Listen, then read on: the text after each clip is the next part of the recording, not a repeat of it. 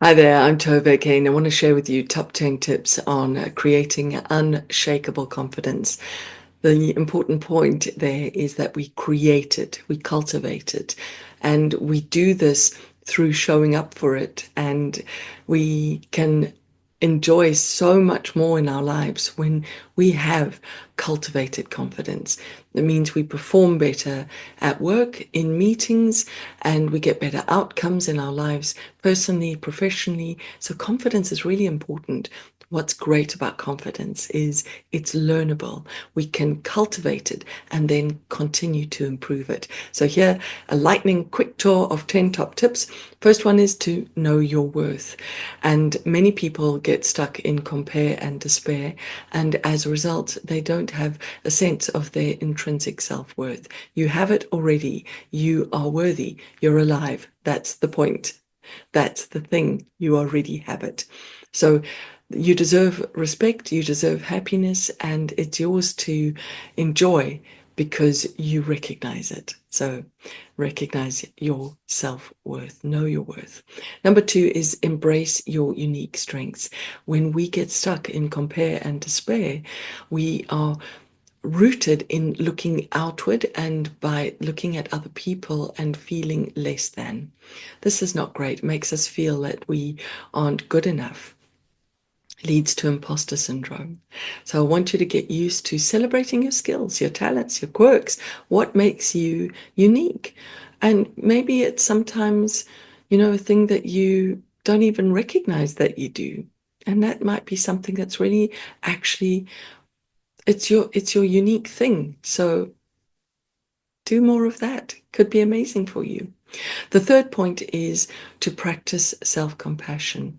When we listen to that inner dialogue, it can very often be very cruel and it can be destructive. So I really want to encourage you to be kind to yourself and recognize, you know what, if you make mistakes, confidence grows from how we reset from mistakes, what we can learn from those.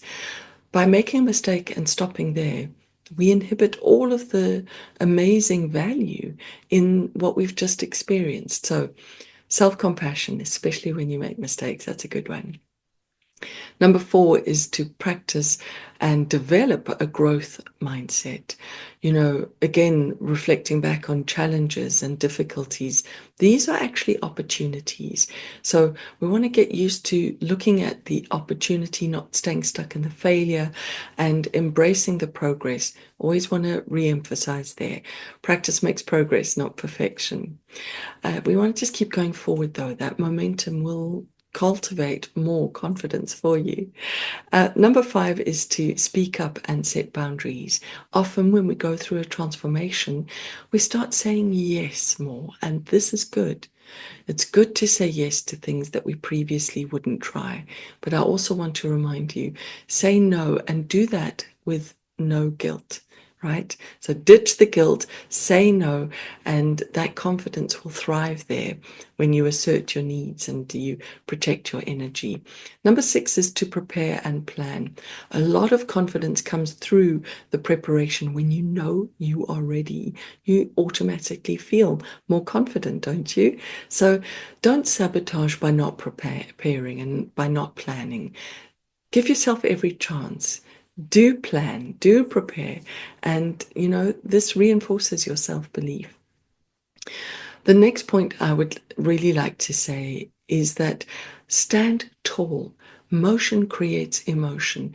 When we slump, when we just get too involved in our phones, even just the sort of downward look of what's going on there, um, it it actually folds us inward and we feel small and we feel internalized and less than. But when you stand tall, just look at your posture, just notice that in these next few days and stand tall. Confidence there is about making eye contact, being able to smile at people. And these simple things will help your brain to feel more confident. There's two more. Here they are. The important one that I would say is to face your fears. Now, this importantly is not fearlessness. We never get into fearlessness. There's always something that we will be afraid of that is frightening. And we have to also acknowledge that that does activate our nervous system. So it's not about despite our fears.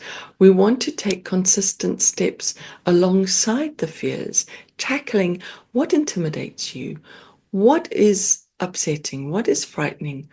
Doing it in small increments, just facing it, being with it, actually will build your courage.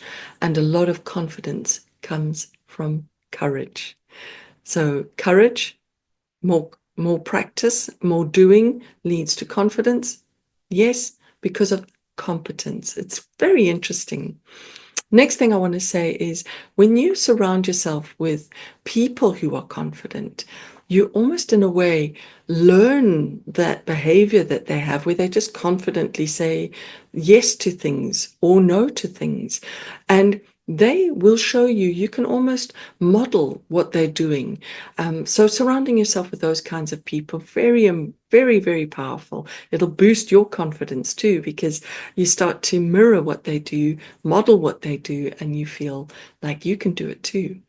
And the next thing is, hey, I want you to always remember, celebrate your small wins, whether they are small or big wins. Sometimes we just have have that. I was going to say victory. Why did I stop myself? Maybe you have that victory. Maybe it's a small win. Maybe it's an accomplishment that, you finally got to setting about doing your monthly tax. Normally, it is a barrier to you and you don't do it, you avoid it. But you did it now. Celebrate that. And, the confidence that we build through recognizing and appreciating our efforts is really powerful. So you are making an effort. You deserve to be recognized by yourself for that effort. That builds your confidence because when you see that you deserve to be acknowledged, other people will also feel confident to acknowledge you too. I hope that helps you today, and go and have a great day, being more confident, feeling more confident, and showing up in a more confident way.